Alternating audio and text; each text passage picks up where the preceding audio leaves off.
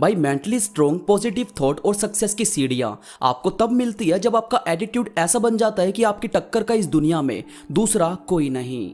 आप किसी को प्रूव करना छोड़ देते हैं, आप किसी को ये बताना जताना छोड़ देते हैं कि आप भी कुछ हैं, बल्कि आप वो चीजें करनी शुरू कर देते हैं जो इस दुनिया की नजर में आपका चेहरा ऑटोमेटिकली ला देगी। लोग आपको अपने आप सर्च करना शुरू कर देंगे कि हाँ, अब इस शहर में कोई ऐसा बंदा आ गया है जिसकी टक्कर लेना सबके बस की बात नहीं। एटीट्यूड, शेर अपने एटीट्यूड की वजह से ही जंगल पर राज करता है। बाज अपने एटीट्यूड की वजह से ही सबसे ऊपर उड़ना जानता है, क्योंकि दोनों जानते हैं कि हम अगर एवरेज के साथ रहेंगे तो एवरेज बनकर ही रह जाएंगे। बाज कभी भी कबूतरों के झुंड में आपको उड़ता हुआ नजर नहीं आएगा, वो अकेला उड़ता है और जब जब सामने आता है तो बाकी सारे पंछी खुद ही दाएं बाएं हो जाते हैं।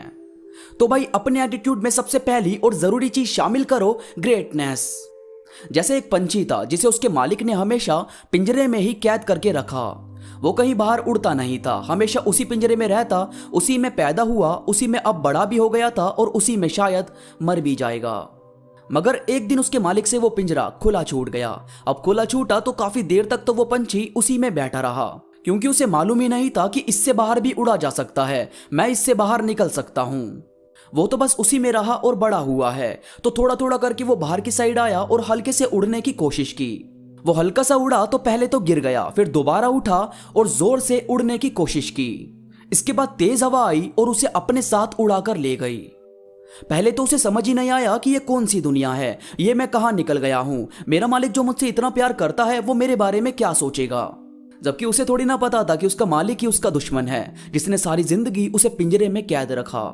वो उड़ता रहा तो भूल गया कि जाना किधर है। बहुत इधर उधर घूमा, कहीं से उसे अपना पिंजरा नहीं दिखा। फिर वो थक हार कर एक पेड़ की डाली पर बैठकर रोने लगा। अब जिस पेड़ पर वो रो रहा था उस पर बहुत सारे कबूतर अपना अपना घोंसला बनाकर रहते थे। शाम के टाइम वो अपने घोंसलों पर आए तो उन्होंने देखा कि कोई नया पंछी उनके पेड़ की डाली पर बैठकर रो रहा है। उन्होंने सबने झुंड बना लिया और उससे पूछना शुरू किया कि कौन हो, कहां से आए हो और रो क्यों रहे हो। तो उसने पूरी बात उन बाकी कबूतरों के झुंड को बता दी। अब जब ये सबने सुनी तो सारे कबूतर जोर जोर से हंसने लगे। अब बेचारा ये कंफ्यूज हो गया कि ये तो मेरा मजाक बना रहे हैं।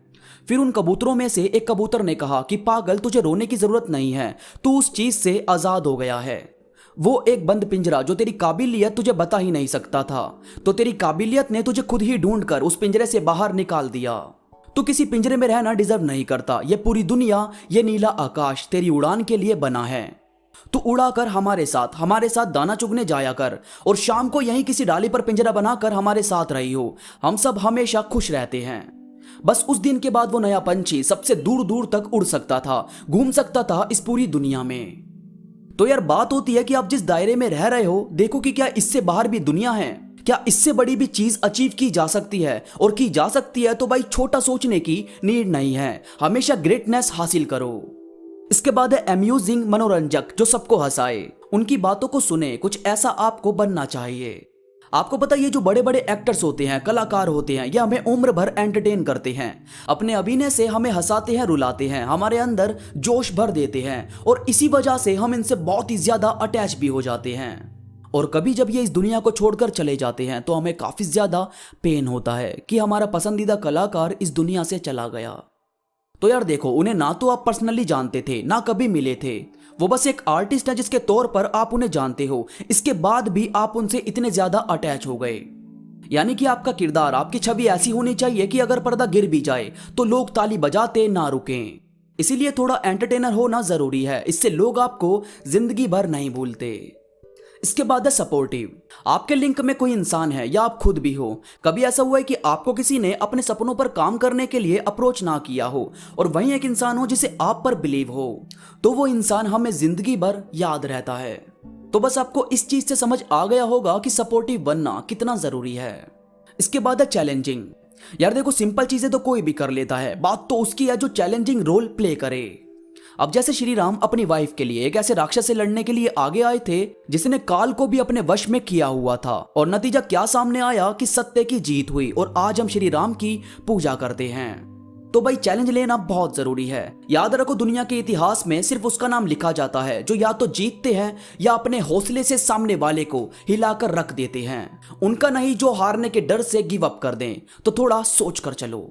और भाई केयरिंग बनना बहुत ही ज्यादा जरूरी है। अपने लिए और अपनों के लिए केयरिंग इंसान होना ही चाहिए।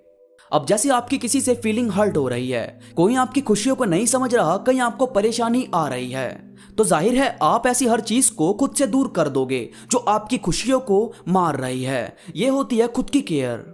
और आपके अपने किसी परेशानी में है, वो आपसे कुछ मदद चाहते हैं या वो हेल्प नहीं मांगते तो भी आप उनकी मदद करने के लिए आगे आते हो, यह होती है अपनों की केयर। यही चीज देखी जाती है कि किसके बुरे वक्त में कौन साथ खड़ा है। इसीलिए किसी के वक्त का मजाक मत बनाओ, हो सके तो उसकी मदद करो ताकि सबकी जिंदगी ब्यूटीफुल तरीके से चल सके। दोस्तों उम्मीद करता हूं मेरी बातों ने आपके अंदर एक जज्बा भरा होगा, आपको ये वीडियो पसंद आई होगी। वीडियो में आपको कोई भी बात अच्छी लगी हो तो लाइक जरूर करो और कमेंट करके मुझे जरूर बताओ। इसके साथ ही मुझसे इंस्टाग्राम पर अभी जुड़ो, इंस्टा पर मैं काफी चीजें अपडेट करता रहता हूं जो मुझे यकीन है कि आपको जरूर पसंद आएगी। इंस्टाग्राम का लिंक नीचे डिस्क्रिप्शन में मौजूद है। तो अभी के लिए बस इतना ही, मैं मिलूंगा आपसे नई वीडियो के साथ, तब तक के लिए धन्यवाद।